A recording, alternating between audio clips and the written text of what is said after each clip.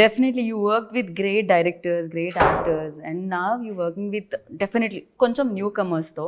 When like ఇలా new idea, new comers, young generation వచ్చి approach అయినప్పుడు ఫస్ట్ మీ reaction ఎలా ఉంటుంది? అండ్ డియర్ ఉమా మీద మీ ఫస్ట్ రియాక్షన్ ఏంటి?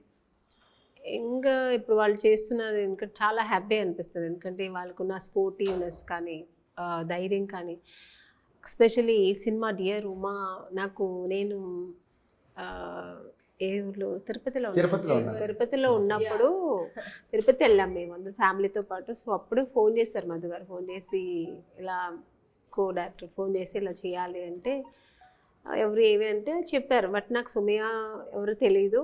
ఓకే, క్యారెక్టర్ అడిగాను, క్యారెక్టర్ బాగుంది, ఒక లెక్చరర్ క్యారెక్టర్, అండ్ ఈ కథకి చాలా అన్వయంగా ఉంటుంది అని కథ లైట్గా చెప్పారు. ఓకే బాగుంది అని చెప్పిన తర్వాత ఒప్పుకున్నాం.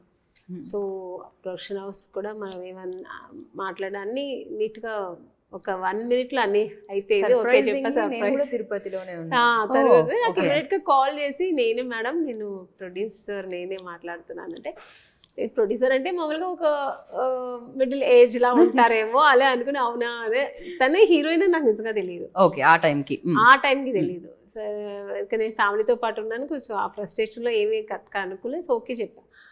సెట్కి వచ్చిన తర్వాత ఎంత చిన్న అమ్మాయి ప్రొడ్యూసర్, ఎంత ధైర్యం అసలు. మామూలుగానే ప్రొడ్యూస్ చేసినప్పుడు చాలా టెన్షన్స్ ఉంటాయి. కరెక్ట్.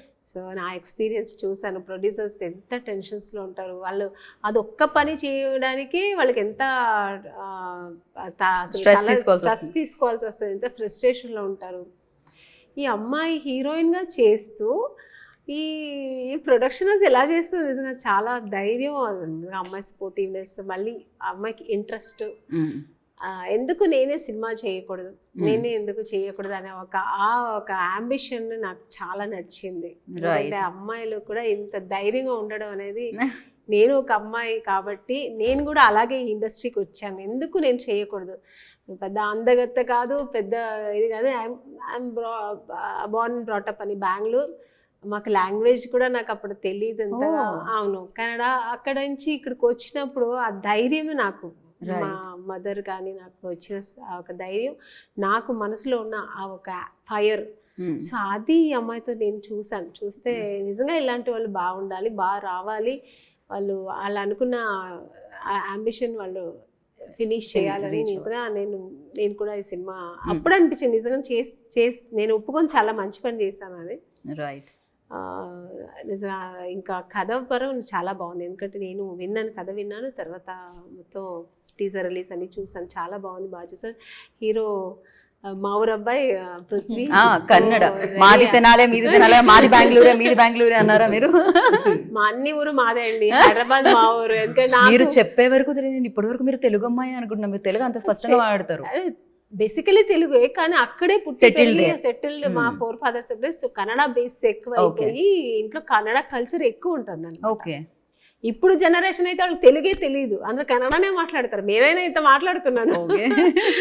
సో ఎందుకంటే అందరూ మ్యారేజ్ కూడా అంతా కన్నడ ఎక్కువ వచ్చేసారు. సో అలా అయిపోయి లింగలు అయిపోయారు.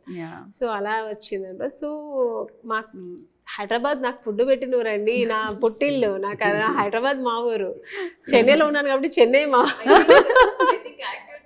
Whole states are they. అంతే, కరెక్ట్. ఎవరికి ఇది అది అయినా నౌడేస్ పాన్ ఇండియా సినిమాకి no borders. So definitely. So hero కూడా చాలా బాగా చేస్తున్నారు, చూసాను. ఎందుకంటే కన్నడలో తను చాలా పెద్ద ఆర్టిస్ట్, చాలా మంచి మూవీస్ చేస్తున్నారు. ఇట్స్ వెరీ ఫెమిలియర్ ఆర్టిస్ట్ అక్కడ. సో ఇక్కడ మన ఈ తెలుగులో చేసిన నాకు చాలా హ్యాపీ అయ్యింది. వాళ్ళ కాంబినేషన్ కూడా చాలా బాగుంటుంది. నేను ఒక 2 scenes తనతో కూడా చేశాను. ఓకే, సో కలిసి చేశాను. మా ఇంకా సుమయ్యతో మొత్తం సినిమా మొత్తం అమ్మాయితోనే ఉంటుంది. ఓకే, మదర్ కాదు కానీ మదర్ లాగా ఉంటాను సినిమాలో అమ్మాయికు. ఓకే. సో కాంబినేషన్, మా సీన్స్ కూడా చాలా ఎమోషనల్ సీన్స్ అని చాలా బాగుంటుంది. రైట్. సో డైరెక్టర్ గారు రాజేష్ గారు అయితే చాలా బాగా, అంటే కూర్చున్నప్పుడు ఆయన చాలా ఈజీగా డైరెక్ట్ చేస్తున్నారు, కానీ సినిమా ఎంత బాగుంది నేను అనుకోలేదు. చాలా బాగా చేస్తున్నారు డైరెక్షన్. లేటెస్ట్ న్యూస్ అప్డేట్స్ కోసం ఇప్పుడే డౌన్లోడ్ చేసుకోండి మీడియా ఎఫెక్ట్స్ యాప్.